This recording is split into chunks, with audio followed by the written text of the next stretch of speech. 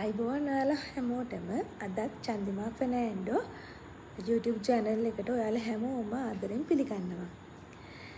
මම අද හිතුවා O level පේපරේ දෙවැනි කොටසට එන ගණිත විෂය සම්බන්ධව දෙවැනි කොටසට එන විෂය කොටස් මොනවද කියලා ඔයාලත් එක්ක සාකච්ඡා කරන්න. පසුගිය විභාග ප්‍රශ්න පත්‍ර හොඳින් අධ්‍යයනය කරලා තියෙනවා නම් ඔයාලා දැකලා ඇති ගණිත විෂයට අදාළව පේපරේ එන ප්‍රශ්න මොනවද කියලා. අපි එහෙනම් බලමු ඒ මොනවද කියලා.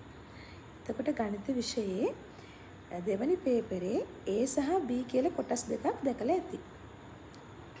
A කොටසේ ප්‍රශ්න 6ක් තියෙනවා. ඒ වගේම B කොටසෙත් ප්‍රශ්න 6ක් තියෙනවා.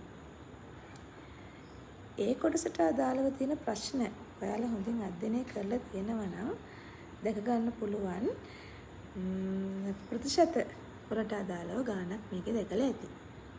ඒ වගේම ප්‍රස්ථාර විෂය කොටස් වලට අදාළව ගාණක් දැකලා ඇති.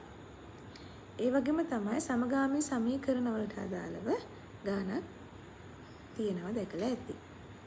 ඒ වගේම තමයි මධ්‍යයන්නේ හොයන පන්ති පාන්තර ආශ්‍රිතයෙන් මධ්‍යයන්නේ හොයන ගාණක් තියෙනවා දැකලා ඇති. ඒ වගේම තමයි වර්ග සමීකරණ ආශ්‍රිත ගාණක් මේකේ තියෙනවා. තව ත්‍රිකෝණමිතිය සම්බන්ධ ගැටලුවකුත් මෙන්න මේ ප්‍රශ්න 6 තියෙනවා. මම මේ කතා කරේ ඒ කොටසට එන ප්‍රශ්න ගැන. ඒ කියන්නේ පේපරේ අපි පසුගිය විභාග ගැටලු නිරීක්ෂණය කරනකොට ඒ කොටසට ඇවිල්ලා තියෙන ප්‍රශ්න පිළිබඳව තමයි මම පැහැදිලි කරේ. අපි බලමු B කොටසට ඇවිල්ලා තියෙන ප්‍රශ්න මොනවද කියලා. සමාන්තර ශ්‍රේණි සම්බන්ධ ගානක් ඔයාලා දැකලා ඇති. ඒ වගේම තමයි නිර්මාණයක් අනිවාර්යයෙන්ම කරන්න තියෙනවා දැකලා ඇති.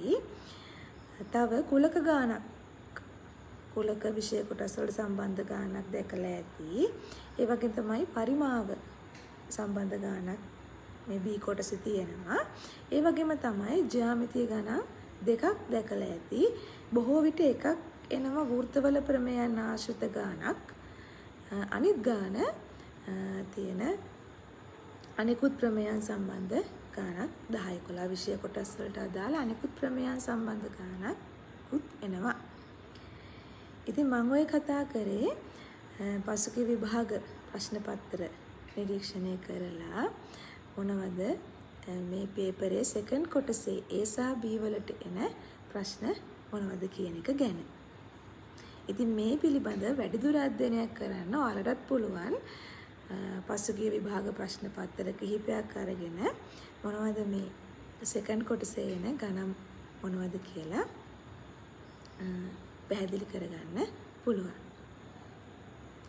එහෙනම් අපි තවත් දවසක අලුත් වීඩියෝ එකකින් හම්බ වෙමු.